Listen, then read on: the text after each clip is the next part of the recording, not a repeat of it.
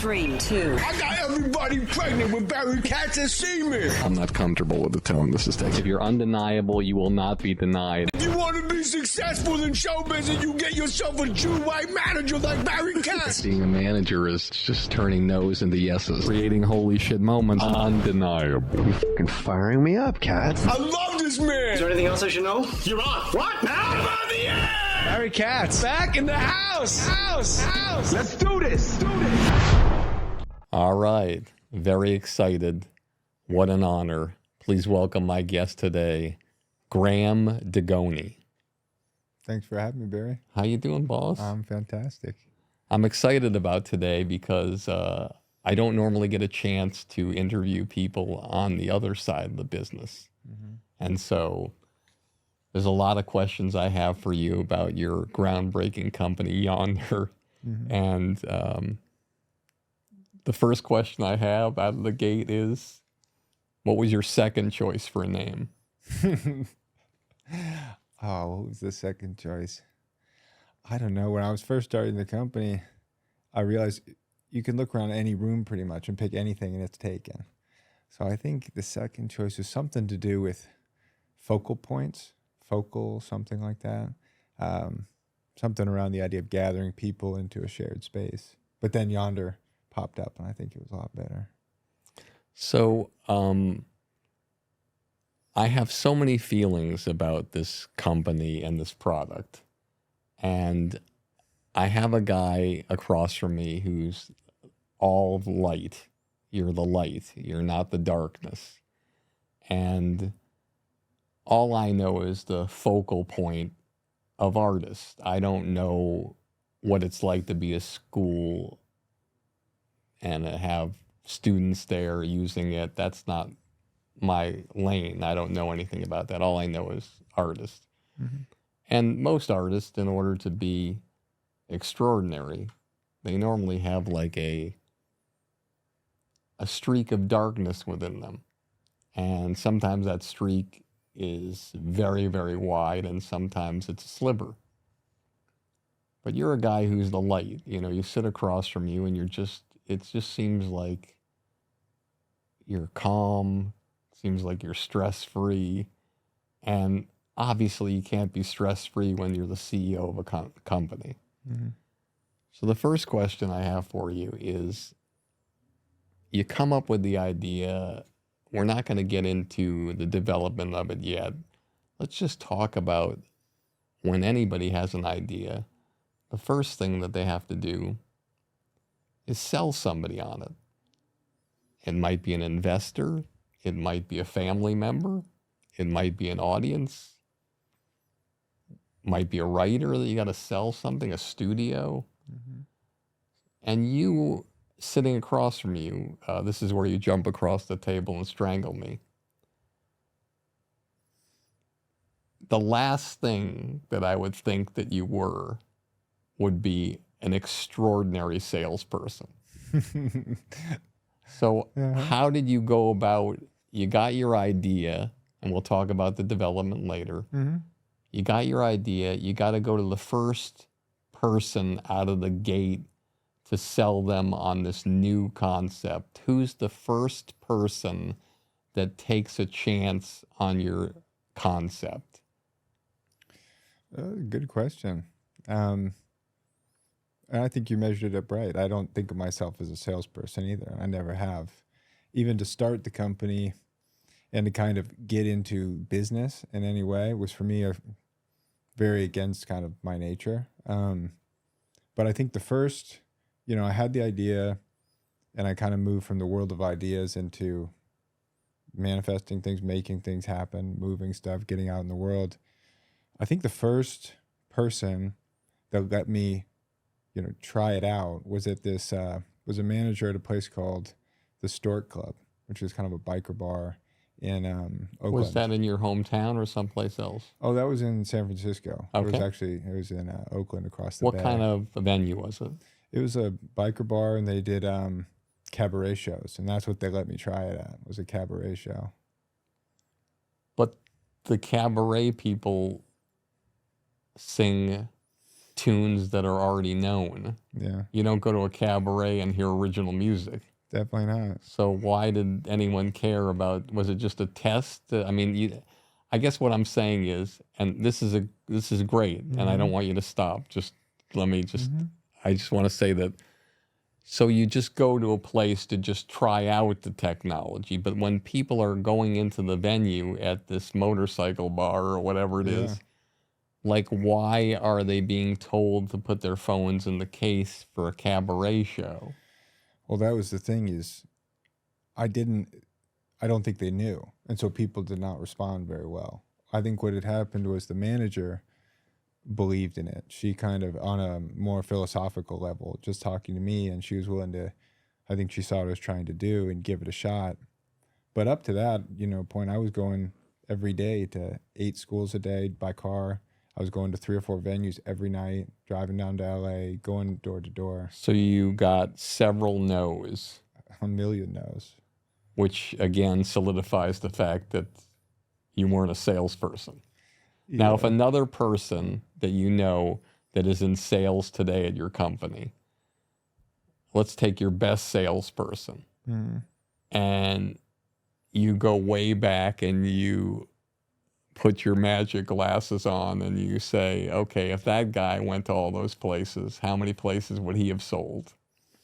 What do you think? Probably more than me, because I think at the time I was also very stubborn. And so I was figuring out how to meet people halfway because everyone's in a different place when you think about technology and its role in society. And I was pretty stubborn about what I believed in people meeting me there. And if they didn't, I kind of would move right along and I go, well, someone else will get it. And it took me a while to learn how to kind of create bridges for people to meet me there, All right.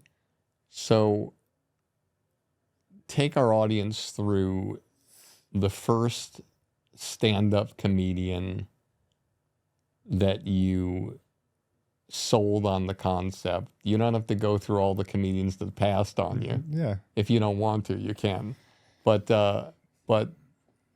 take us through the first comedian you identified that said, yeah, we're going to take a meeting, and then they took a second meeting. And how did you get to that point to where they said yes? So for our audience, I think this is important. Take us like 24 hours before you even approached the people. What was your strategy to approach them? Were you going to approach their agent? Were you going to approach their manager, their lawyer, their publicist? Were you going to walk into a comedy club and just run into them and give them one and show them how it works in the back room? So take us through the process of the one that you landed, the first one. Sure.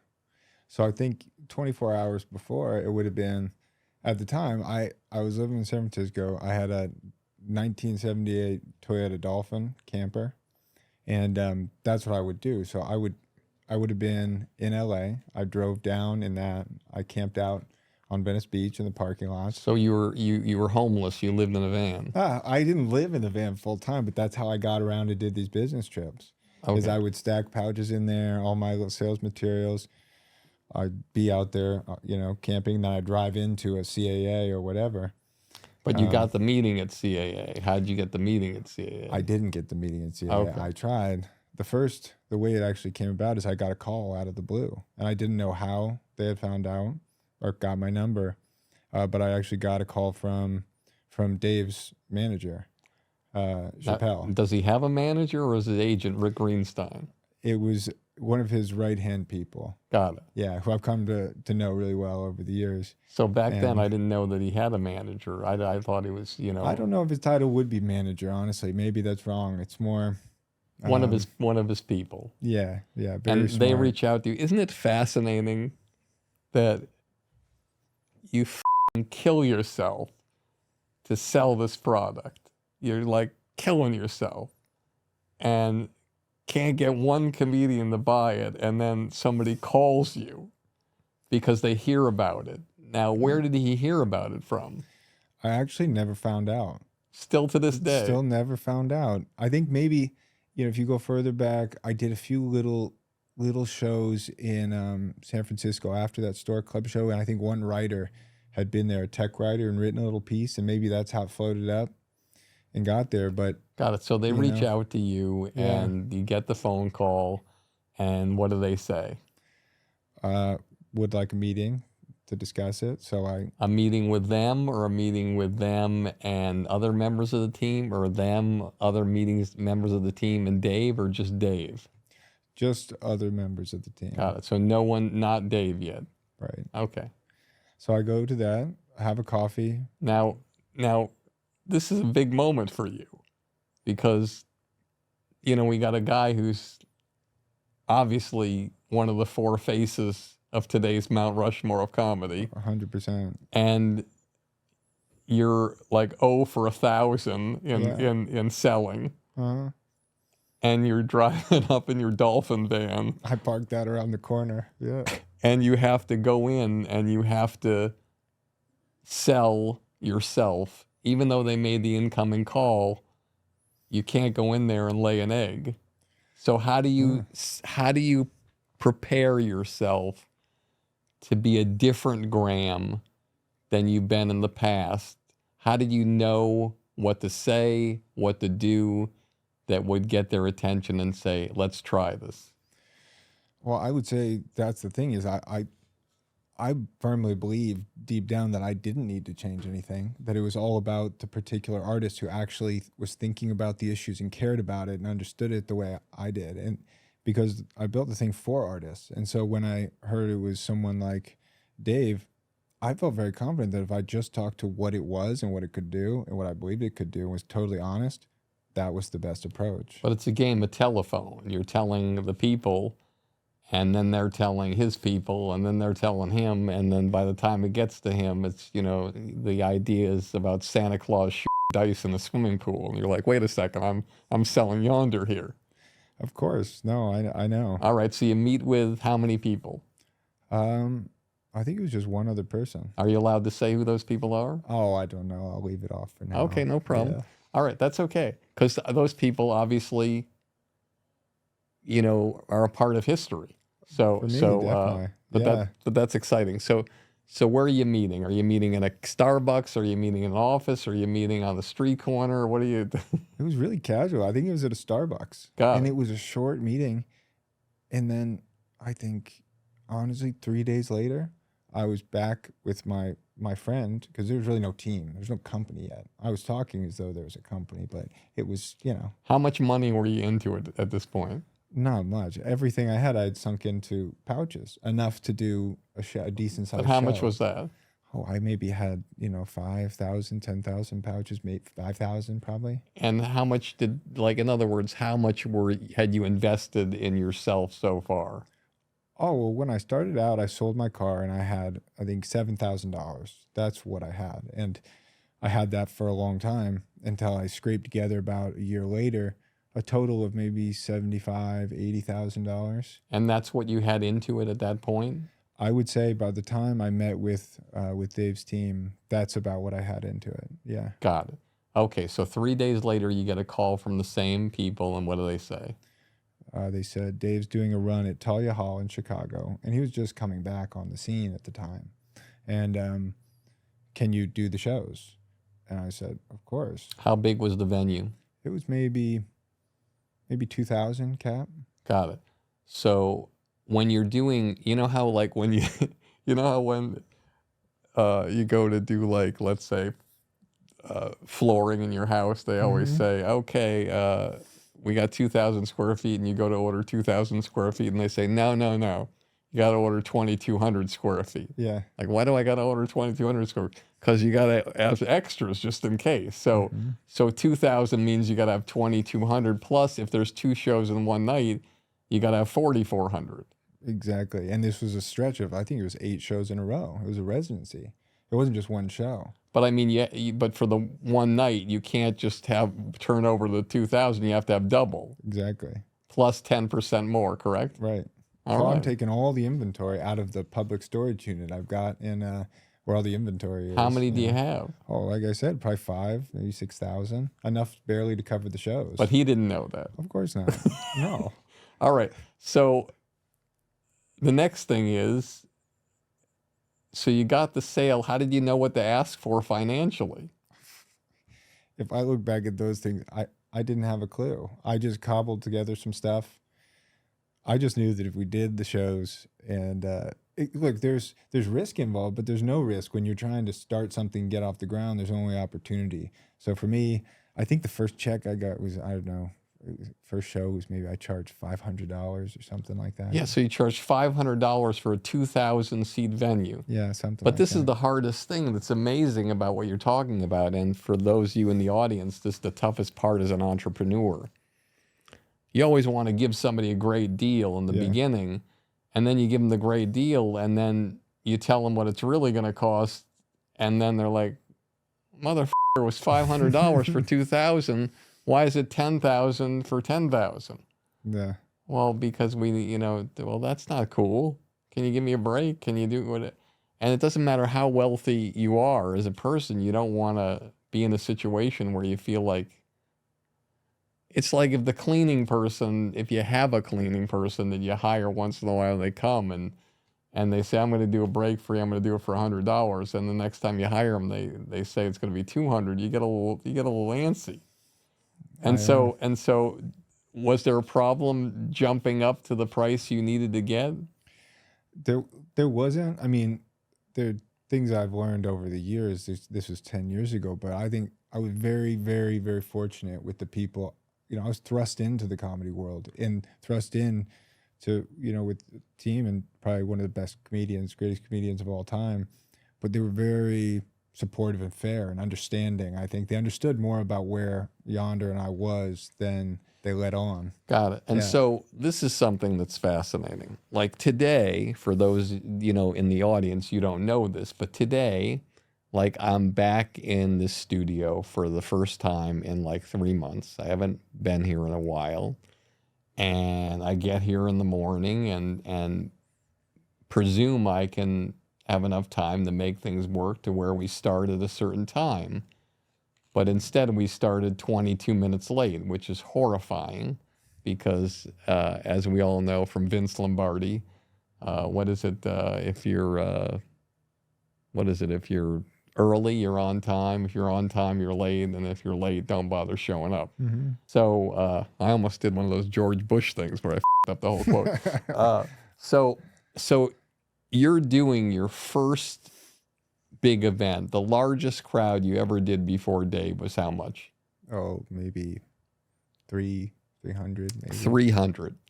So now Graham has to prove to Dave that he's got his shit together. And he's got to put a team together to execute at the theater. He's got to train the people at the theater of what's going to be happening. You have to train the audience who isn't expecting Yondr. And so the show that's supposed to start at, let's say, 8 o'clock, I can't even imagine that in your first time for 2,000 people, it started on time and everything went smoothly. So tell us how that day went and tell us the f***ups, the stress, the craziness, and how you got through it where he still wanted to work with you. We were set up outside. I don't know if I trained the staff at the venue effectively as much as just tried to get them to understand and like me, to just work with it a little bit. But it was all an experiment, and most of the effort I put in was just talking to fans as they came in, trying to meet them where they were and just say, hey, this is a phone-free show. You're going to keep your phone. Don't worry about it. You're going to enjoy it a lot more, and just get people a little bit on the level. But you had a lot of people, especially at that time. I mean, people had strong feelings about their phones and what that represented. So, there were, I think at that show, I think there was a guy who smuggled his phone in his underwear, got caught by security, got hauled out. They're going through the guy's pants, and then the cameras, there's news cameras there, and they're filming the whole thing. And the whole thing was like that. It was just kind of, frenetic energy. But overall, I think we pulled it off in a way where it worked, where overall nobody kind of really tried to buck it in too hard a way. And at the end, we're sitting there with, 3,000 whatever pouches, going through them hand by hand in the back, going, well, that seemed to go okay. Let's pack it up and get ready for the next one. But you hired all new people you had people to help you for 300, but now you got to hire, 7 times more of the people for for that show, and you got to train them. Like, how do you find those people? I mean, to start with, I just used whatever ushers or people the venue had, in addition to myself and one of my good friends, and just tapped people, I knew, and just said, hey, can you help do this? And recruited, honestly, anybody who could who we could work with. It wasn't until later, after the day run, that then we started to deal with bigger shows, bigger tours, and the more systematic training of it. But at the time, I was doing all the tour managing. If there was a show that came up, it was I would pack up all the pouches, we needed. We'd double check multiple huge bags on airplanes and fly with them. We didn't have any sophisticated shipping operation or anything. So it was all just very one at a time, and not worried about, I couldn't even think about where it was going from that point. Now, I want to talk to you about something that's very difficult for me to talk about sitting across from you, because you're such a wonderful man. You're an incredible guy to be across from. Like, I feel so safe and so calm, and just I can imagine how everybody feels great around you. Because there's this paradox that is in my mind and the fiber of my body around your product. Mm-hmm. On one hand, I love the product, and I'm so excited that artists can get a chance to protect their work, but not just protect their work. Let's just pretend you don't care about protecting your work. You just want to put on a show where nobody's looking at their phone. Sort of like when I waited in line for 18 hours to see Elvis Presley, there were no phones, Mm-hmm. And it was an amazing experience. The other side is, and I say this, and it's a word I rarely use, I hate your company. Because every time I go to a show, it's to me, the most annoying, like I feel like I am cattle just being rustled through a maze of stuff, or mice going to get a fucking piece of cheese.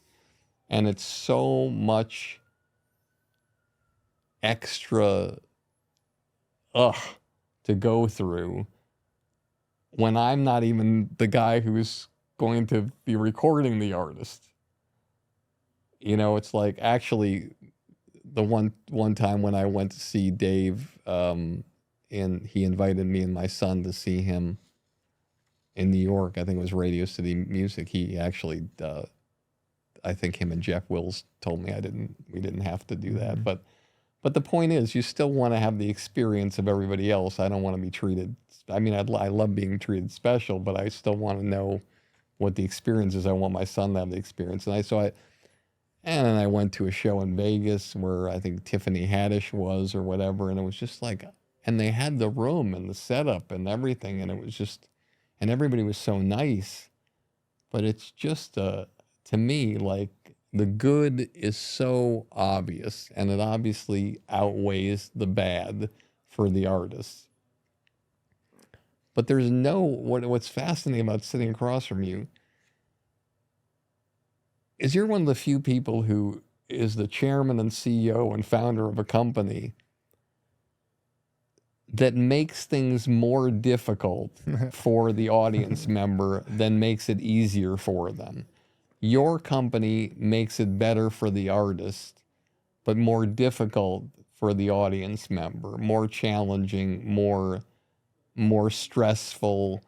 Like you said, your phone is your thing. Well, you still have it with you in the pouch. Yeah, that's great. But what happens if, the babysitter calls and I need to go here? I'm sure you're going to have an answer for that. Of course. There's a phone number somewhere for an emergency, and they have your seat number and whatever. But, in the mosh pit, it's kind of hard to find Barbara and Sam, when their kid's having a medical emergency. But the point I'm trying to make is that you're one of the few people in the world that I know of And if you can tell me 1, 2, or 3 companies that are highly successful and make it more difficult for the consumer, I would love you to name them for me because I don't know any.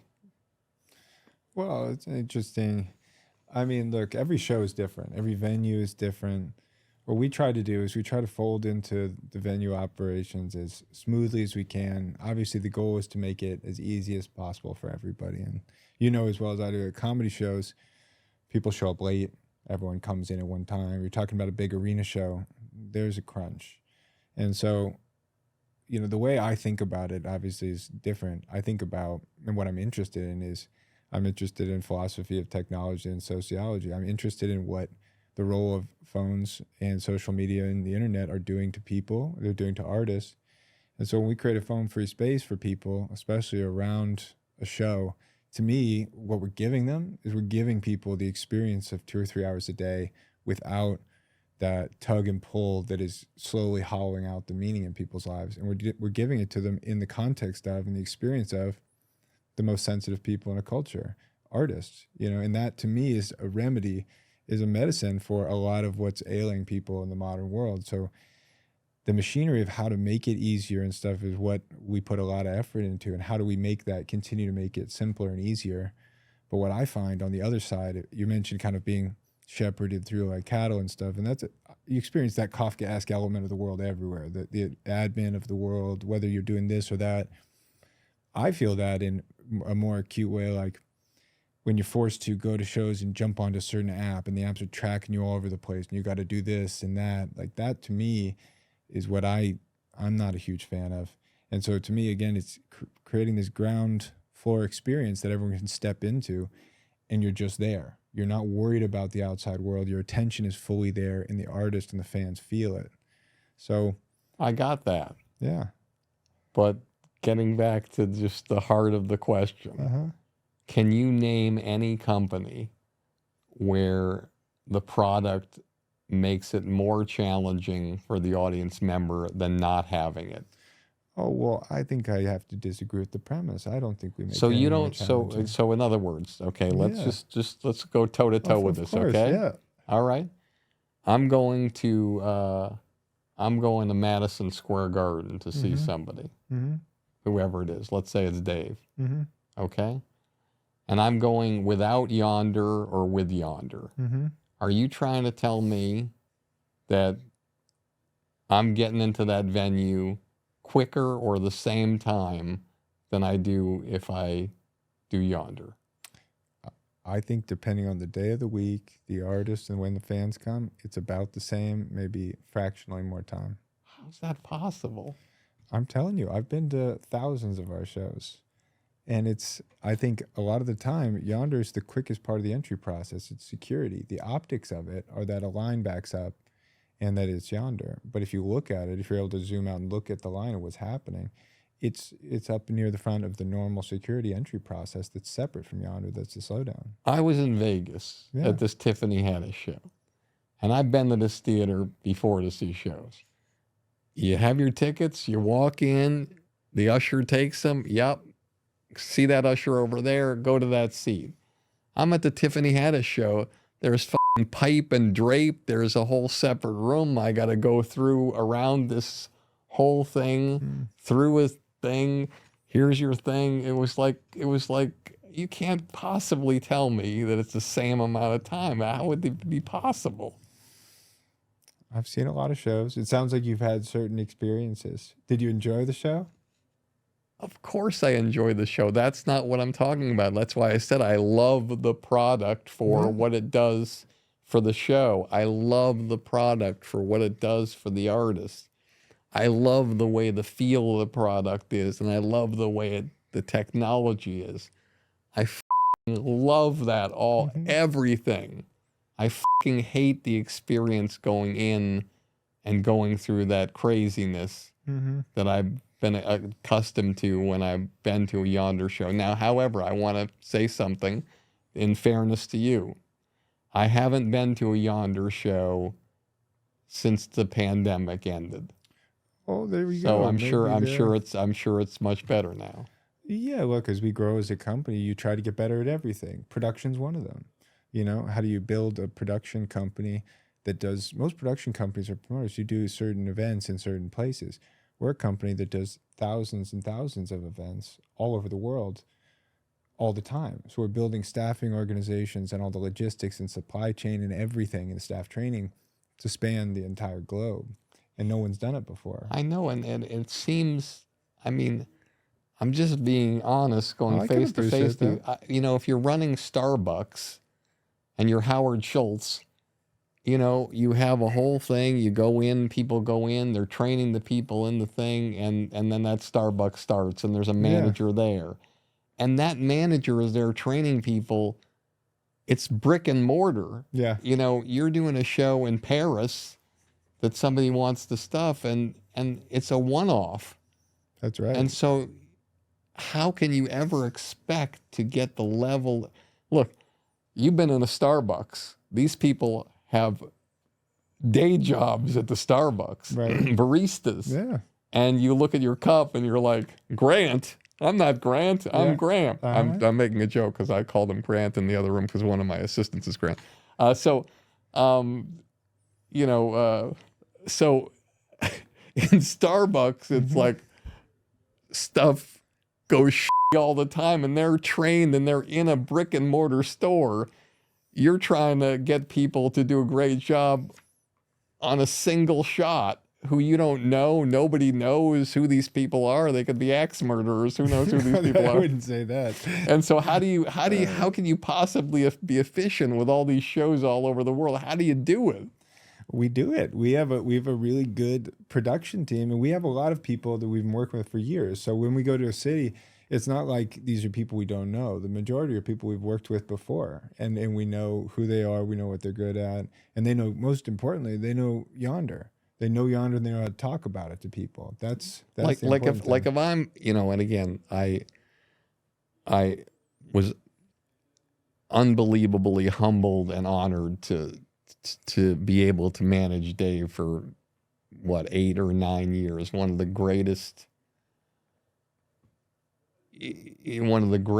times of my life and my career. I mean, just as much of a genius as he is now, I sincerely tell you, was a genius then. I think to myself, it's not even the appropriate time to say it, but I think of something he did one of the first times I saw him when he came to New York. He came into my club, the Boston Comedy Club, and he did this joke, and I'll never forget. And this shows you the mind of this guy. Because in comedy, firstly, it's the premise. If you can come up with an original premise that nobody's doing, unbelievable. Then next step is writing to that premise and make something to that premise so that no one sees it coming. It's like you're putting a 1,000-piece puzzle in front of them, and they're never going to figure it out before you get to the punchline. This was the joke. This is what a genius he was then and what a genius he is now. He said, I was just in Washington Square Park. I found out that in the old days, because of racism and segregation, they used to hang white people and black people on different trees. So that's the premise. Mm-hmm. And I'm thinking when he said that in the club, I remember being in the club, I'm like, where can he possibly go with this? And he said, can you imagine the black people picketing in the park? We want to be hung on the same trees as y'all. Mm-hmm. That's how brilliant the mind he is. So if I'm him, and I can't speak for him or his team, working with you, and as great as it is, I would probably, like if I'm making a movie or a television show, I probably would love to have the same team that worked my show at Radio City Music Hall at Madison Square Garden. And I'd probably like to have that same team do the Staples Center if I do it. And if I go to London, I'd like that team. Do people request the same teams that work with them in Chicago and all over, or is it a whole different group every time? No, of course, there's continuity. We have, in our full-time staff, we try to keep all of that as kind of connected as we can. It's not always possible when a show pops up in Paris, like you said, to then it's in, Sydney or it's in LA. So, but yeah, people knowing the comedians and the artists we work with, and then kind of keeping continuity is important. It's not always possible, but as much as we can, following tours and doing that, we found that works way better because then you fold it in with the team. Everyone knows everybody. It builds on itself. So it's something we've learned over the years, and we do with artists like Jack White's team, for instance, and we've learned from them over the years, and great tour managers have taught us the best way to do it. Hey everybody, it's Barry Katz, and I wanted to talk to you about Blueprint for Success. This is a community that I put together during the pandemic to help all artists of every walk of life in the entertainment business. No matter where you are in that part of this journey, it's designed to help you. There are podcasts with people that will inspire you, like Kevin Hart, Judd Apatow, Bill Burr, that you can't find anywhere else but on this program that I've interviewed, to times where we get to talk to executives in the business that you would never have access to tell you what you need to hear and to answer your questions, to all sorts of different videos and master classes designed to help you get to the promised land. That's what the Blueprint for Success is. Doesn't matter whether you want to be a stand-up comedian, a sketch performer, a podcaster, an actor, an actress, director, writer, social media person, whatever you want to be. I've been doing this for 40 years. I've had the honor and been humbled to represent people like Chappelle, Wanda Sykes, Louis C.K., Dane Cook, and probably over 20 other people who went from a studio apartment to being a multi-millionaire and a household name. And I want that for you, and I wanted to take the time with this program to be able to help you on your way there, to get there and to heighten and increase the trajectory of your career. Blueprint for Success is the way to go. I'm proud to be a part of this program, and I'd be proud to have you to be a part of it too. The most shows you've ever done on one night in different parts across the world, and how many pouches on that one night? Oh, I think for any given night, one particular night? One night. It's probably got to be, 35, 40. Maybe, a couple 100,000 pouches in just those events. And that's just one part of our business. That's separate from the education side of the company. So it's a lot of logistics. Incredible. Yeah. Out of every 1,000 pouches made, how many are defective? I should know that number. I have a sense for how many we lose at a big show, how many get destroyed. How do you lose them? Oh, just destroyed by people who are, usually it's, someone who's upset or maybe had too much to drink, something like that. But overall, we haven't had real issues with defective pouches. Maybe in the early days, I definitely had some bad batches as I was learning the manufacturing game. How many different manufacturers since you started the company have you switched to? Oh, maybe 4 or 5. But in the beginning, I didn't know anything about anything. So I just went online. I created a fake account, basically started talking to factories abroad, like, hey, I'm a company that needs this, and just see what, where it took me. It wasn't until later that I met people who actually knew, how to get connected to the right folks. You know how in every situation, even when you're at the airport, there's exceptions. Who gets into a show without having to put the phone in the pouch? Who are the exceptions? In general? In general. From the Yondr side, nobody.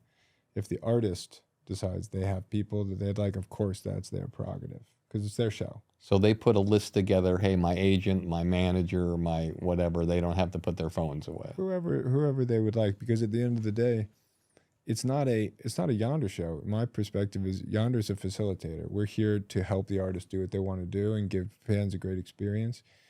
It's not about us. Got it. And from the business side, at this stage of the game in your company, now is it a cost per person, cost per pouch? Like, you don't have to tell me the cost because I know you're not going to do that. But I've already done my research. You're not going to tell me the cost of that. But I just want to know the system. You don't have to tell me the money. Yeah. But like, so at this stage of the game, is it like, in other words, if I'm renting chairs for a wedding, it's going to be a cost for this many chairs. And then if I order 200, they'll give me a break on the next 200. And if I order another, whatever, is there some kind of a cost? How do you, what's the system for billing? Yeah.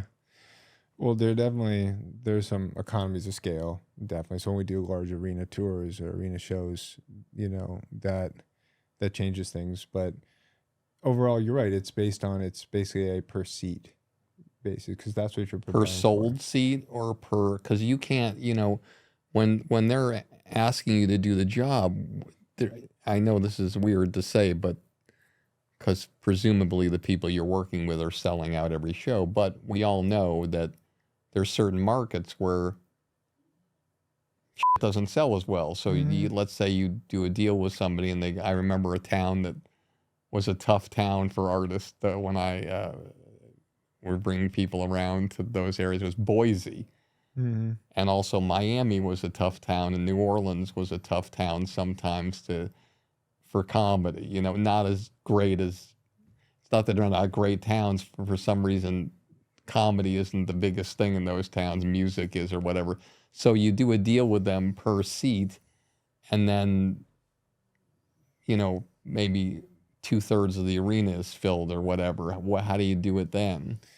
It really just depends on how much, this is getting into the minutia, but it's how much notice we have of what that's going to be, because we try to accommodate artists with where they're at. We understand that they're selling tickets and might sell out, might not. If we have enough time to adjust staffing numbers, stuff like that, then we do it, and then we bill on that. So it all comes down to how much lead time. Otherwise, like you said, you're in new markets, you're always trying to get staff, train them, prepare. And so there's, like anything else, there's just a time window where you can adjust and then where you can't. Got it. Every business has competition. I remember reading that McDonald's has like a marketing budget of millions and millions and millions of dollars.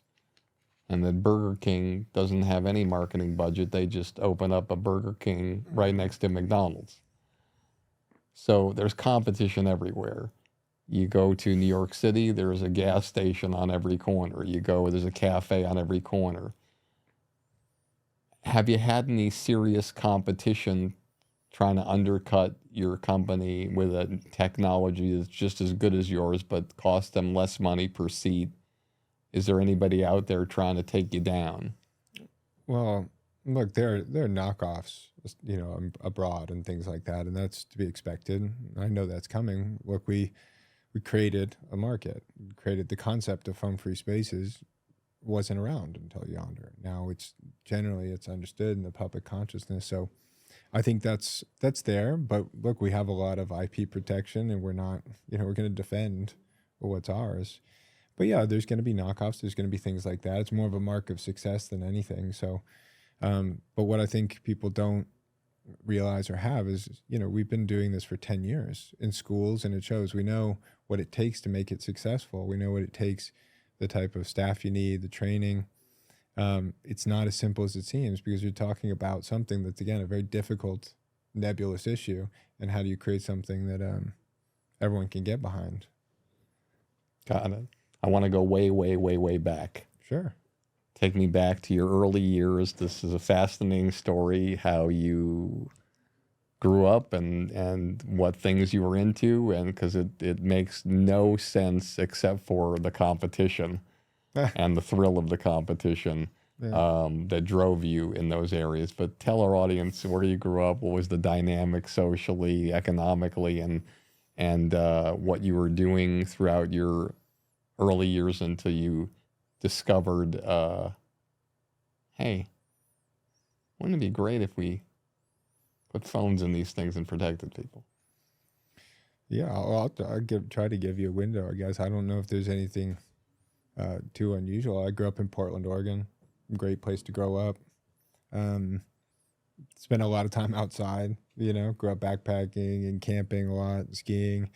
And most of my life, growing up, I was a soccer player. That's what I was into.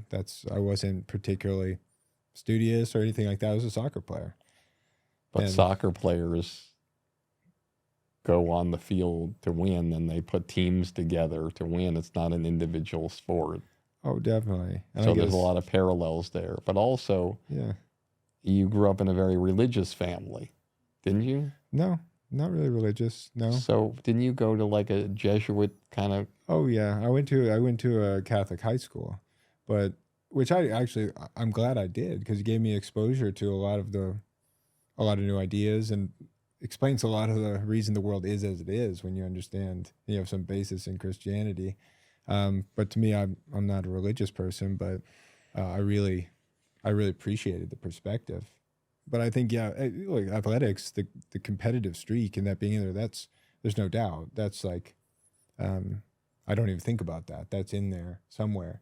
I think I've become a little less that way as I've gotten older, or maybe it's mellowed out or leveled out. I view things differently.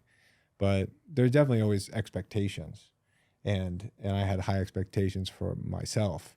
And it just took me quite a while to figure out how to find out what I was interested in outside of soccer. You're doing soccer, and then what happens is you're one of those soccer players who becomes a place kicker. So now it's an individual game. I did that for a year, my senior year of high school. It was a waste of my Friday nights. If I could undo that, I probably would. What's the longest field goal you ever kicked in high school? I think it was about 55 yards. Really? Yeah. I didn't even know that was possible in high school. Yeah, yeah. And you never got recruited? No, I was a soccer player. Football was not on my radar. But so then you played professional soccer, didn't you? Yeah, first stint I did after school. Yeah, I had some time in Norway. I played, and then I played one last season. I had picked up a few injuries by then, which actually was kind of what started me down a different path, I would say. Because when I got hurt, then I started to kind of, another part of my brain switched on. I started to get into music, and that was what kind of opened up that, in like that mid-20s kind of drive for self-exploration was what kind of opened my mind to other things. And so when you got injured and you stopped, I think you were in the investment business or something like that, or in the money business, and which is something that's diametrically opposite in the beginning of what you're doing. So why did you get into that business? Well, that was the first real kind of any corporate job I'd ever had, because in the summers in high school and in college and stuff, I worked on a ranch in college, on like a horse farm. I worked on golf courses. I did all those things, but I didn't know professionally at all what I wanted to do outside of soccer. So when I went and worked at this one, finance firm for just a little bit, it was my introduction into the modern work world. And like, I think that was kind of almost like a conversion experience for me, because I was looking around at this. I was in a windowless room somewhere on the suburbs of Atlanta, and I was going, this is not it. This is not it for me. And that led me down a path of, I kind of explored it more about what that feeling was, what I thought it was. And that led me starting to read certain existentialist writers. And then that kind of just snowballed, and I just went down that rabbit hole for honestly 3 or so years. And it kept on leading to other things. And eventually Yondr popped out the other side. But it was me just following my interest that all started there. And take our audience through that first germ of what entered your head, what would be this company. I believe there was if I do my research effectively, I believe it was a music festival that you attended about 12 or 13 years ago that was the impetus for the company, or am I wrong? Yeah, that was kind of the experience, like in a hyperbolic way of what was happening and how people were A using this. hyperbolic way. I like Yeah. that. Okay, got it. You know what I mean? Yes. But it was that Yondr, my whole worldview is wrapped up in Yondr. It's my whole philosophy of life is in it. So to me, it's more about the role of technology in society and the influence of technology. And it's not a new question. It's not new to the internet. People have been talking about it for hundreds of years, from Heidegger to Kierkegaard, Marshall McLuhan. And those are the things I was interested in, is what my hypothesis was, that life is always full. And if something new comes along, it displaces something else. What is that? What's being lost and what's being gained? And so that was my point of departure, and a basic general feeling that like simpler is better in most things. But that experience at a music festival of watching someone, dancing, they were drunk, and being filmed, and that being broadcast out to the world, if you dissect that and you think about it in terms of the psychological effect, the social aspects, it's not tenable. And that, I felt like the tech world and stuff was off on this path that everything was going to get more connected everywhere all the time and somehow lead us to this utopia. And I was not seeing that. I was seeing things heading in a different direction. You know what's really fascinating, and this is something that whenever I sit across from somebody, I just, sometimes I never know what's going to come across my mind, but I just thought about something that's truly, I think it's a truly amazing thing. Go with me here. Mm-hmm. So whenever somebody does something, like you said, it replaces something, there's things that change history. Like I watched that JFK series, whatever, where he went back in time and he could change the assassination. He had the power to change it, to stop it. But then after he stopped it, when he came back to the regular world, it was like an apocalypse. Sometimes bad things have to happen for extraordinary things to happen. And so what's fascinating to me is that before your company came to being, one of your clients wouldn't be probably using your service, wouldn't probably be, might not be, it's possible, he might not be as huge as he is now. I don't know, because he's so extraordinary an artist that chances are he would figure out a way to break through. But Bill Burr, the only reason that he broke through when he broke through was because somebody in a crowd videotaped him roasting the city of Philadelphia after they tortured him for 20 minutes. That went viral, and after that, he was selling out every show. It wasn't any funnier than he was when he went on stage. But if Yondr were around then, it could be argued that the trajectory of Bill Burr's career would not be what it is today, or would have changed forever. So do you ever think to yourself, when you're in that existential way that you think of things, because you're really you're like, I look at you as like a thought leader, not like a thought leader like you're a motivational speaker, but you have these thoughts and then you put them out there and then you lead the world in a certain area, like this area. Do you ever think to yourself, how many artists don't get to break as hard as Bill Burr did because somebody randomly filmed them?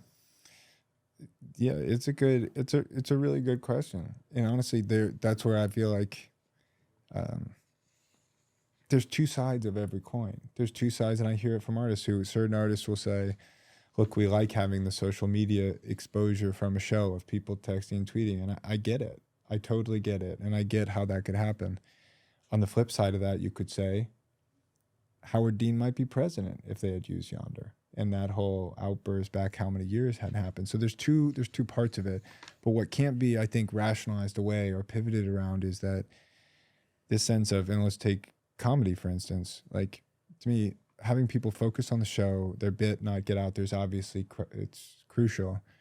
But the creative freedom to say what they want and for people to experience it in a holistic way and digest it in context versus it being piecemeal pulled out and digested on the internet and kind of slapped around until it's, like you said, broken telephone. That's what happens.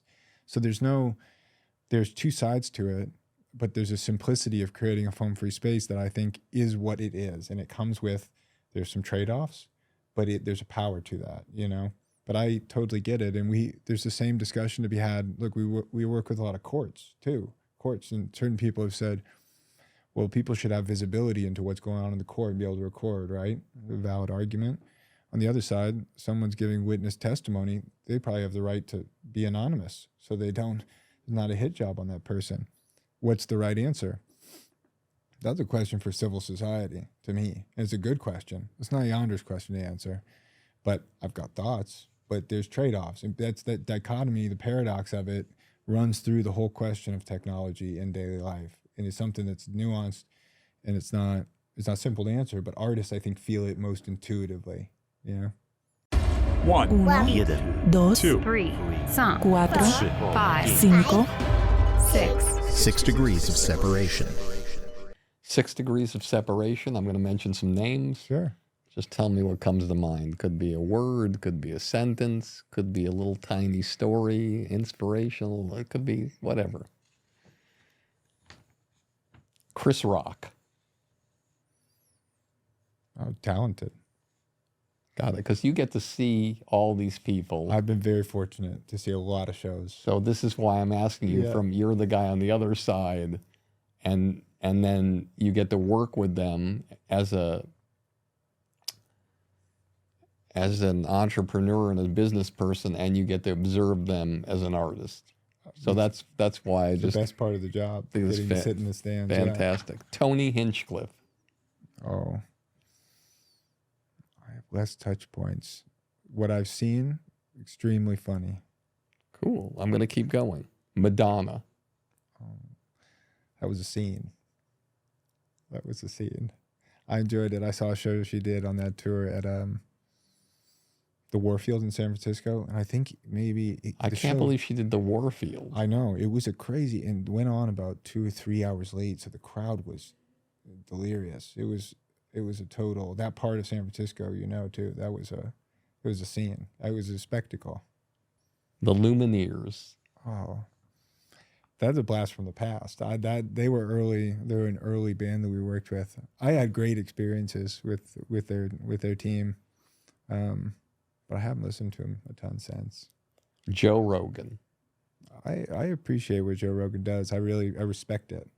So he's been great to work with. And he's funny. But I respect the role he's playing in society. I have a lot of respect for. Amy Schumer. Oh, that's a blast from the past too. I don't know. I've always enjoyed her stuff, but I haven't seen her as many times, to be honest. Kevin Hart. That one was a long time. That was a long time coming for us, I would say. So for me, there's a sense of satisfaction that we get to work with an artist like him, because in the early going, that was someone I chased for a long time. And when we finally got the chance to work with him, it was very deeply satisfying that we were able to work with him. Fenway Park and Bill Burr. Yeah, that was an amazing experience. Amazing to see someone like that in a venue like that, you know. Was it hard listening to comedy and then in the middle of the comedy is like, hot dogs, get your peanuts here.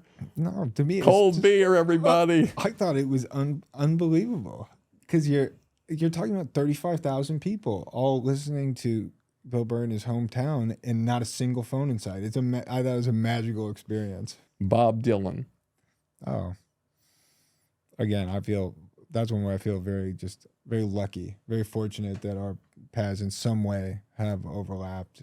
And I think he's one of those artists who also understands pretty deeply what we're as a business trying to do. And I feel lucky that we get a chance to work with him, because I think it overlaps well. Jack White. Oh, Jack White is amazing. To me, he's, Jack White and Dave, when I think of like an artist, a pure artist, those are the two people that come to mind first and foremost. People who kind of constantly go back to the well and keep producing amazing things. So he's another person who's been really important person in the company's history. And I've been really lucky to see a bunch of different shows in a bunch of cities. I think he's amazing, an amazing performer. Awesome. Graham Dugoni. This is a one-word response. Whatever you want. Oh, I think I'm just trying to do my part. That's all. That's all anybody can do. You're just trying to do your part. Just doing my part. How do you keep your personal life and the business life all together, knowing that there's so many moving parts that honestly are next to impossible to control? You know, it's like you can control your company, you can control your product, but it's like riding a wave every time, trying to stay up on the board every time. But every place you go, there's a different variable. There's a different drunk person. There's a different person on drugs. There's a different ambulance taking somebody away right now. Like, the variables are crazy. Like, you go home, you close the door in your house, you sit down, the remote's there, and not a lot of variables. Yeah. Or if you're with your team in the office, you know each other, your board of directors or whatever. But if somebody said, like, a Madonna says, "Hey, I've decided 3 days from now I'm going to do an impromptu performance in London. I want you to do it for me." It's like, how do you keep it together? I think there's a couple parts to it. The most obvious is like, we have an amazing team of people who are deeply passionate about what we do. And I think more than anything, that's what has allowed us to, because you understand show business, it's different than anything else I've done, where things are happening real time, real solutions. And that's not possible without a big group of people who are down to do that. And that's not everybody who are down to live that kind of lifestyle and figure things out. But at a personal level, I think, to me, I'm fortunately or not, I'm not a control freak. So for me, I think I've been doing it long enough, 10 years, that as just a survival mechanism, I've learned that there's a point where your personal energy, you have to cut off in order to keep growing. Otherwise you can go get stuck, and you can go down and get stuck in a place you don't want to be.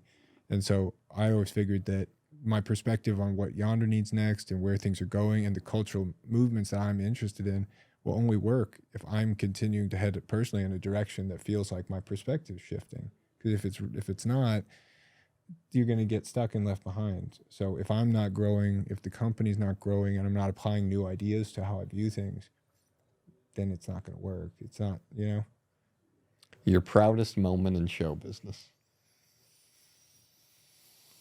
Proudest moment in show business. Honestly, I could tell you that first run of shows with Dave is obviously up there. It's and being, him mentioning Yondr and his credits for a special, I think, and knowing what, different artists have told me about what it means to them to have the freedom, that's probably there. But also, at some level, the very first show I ever did at a biker bar in the Bay, I remember going to, and just the sense of thinking something could happen and then knowing deep down that it was going to happen and that something could go there. Yeah, that's always stuck with me. Your biggest disappointment in show business and how you used it to fuel yourself to the next level? I think we did a show early on. I think it might have been with Louis C.K. I can't remember. It was somewhere down south, outside, in a small market outside of LA or something. It was very early. And it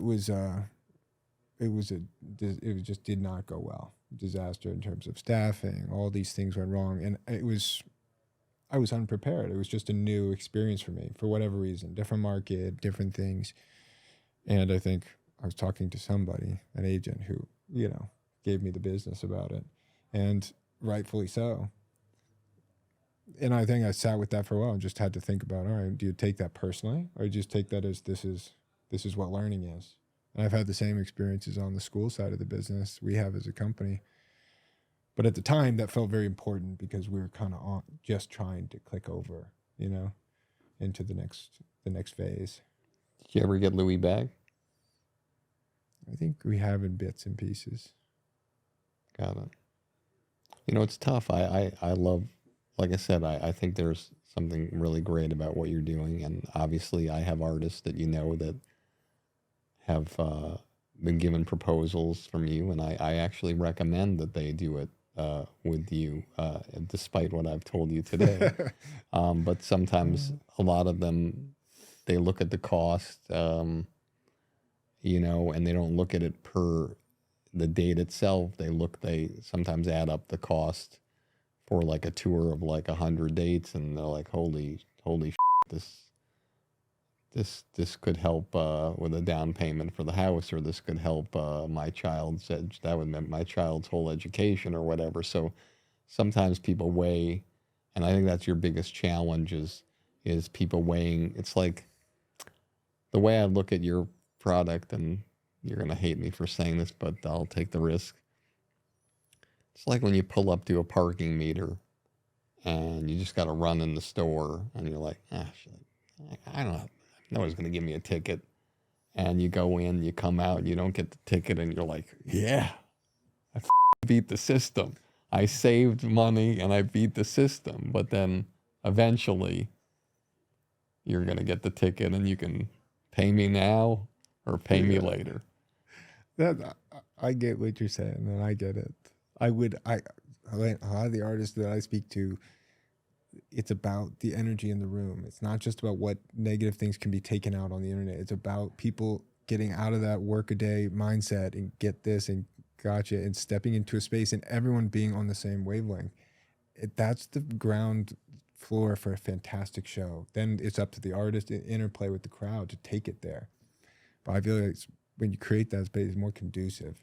And that's the deeper layer behind Yondr, I think. Got it. Last question. What advice do you have for the young person in the world who's driving around in his Dolphin van with the samples, listening to Alan Watts, playing sports, doing jobs he doesn't want to do, and trying to figure out what his calling in life is going to be, and to have the unbelievably extraordinary career that you've had? How do you get to that point? I don't know. I feel like I'm very much still on the way, figuring it out, to be honest. I don't feel that's how it feels to me. The one thing I used to read a lot of Alan Watts, go through phases of reading different guys. And he had one saying that I thought about for, honestly, probably a year straight. It was kind of a Zen saying of like, if you can't trust yourself, how can you trust your distrust of yourself? Or something like that. So you better just trust yourself. And if you think about it long enough, you kind of realize there are no other options. You must believe in yourself and figure it out and be okay making a lot of mistakes, but learning by doing. I think I thought about it long enough that there is no other option. Otherwise, you're just taking crumbs here and sticking them onto yourself, and it's not your knowledge. It's not yours, So if you think about it that way, there actually aren't any options. You better just go try stuff out and see what happens.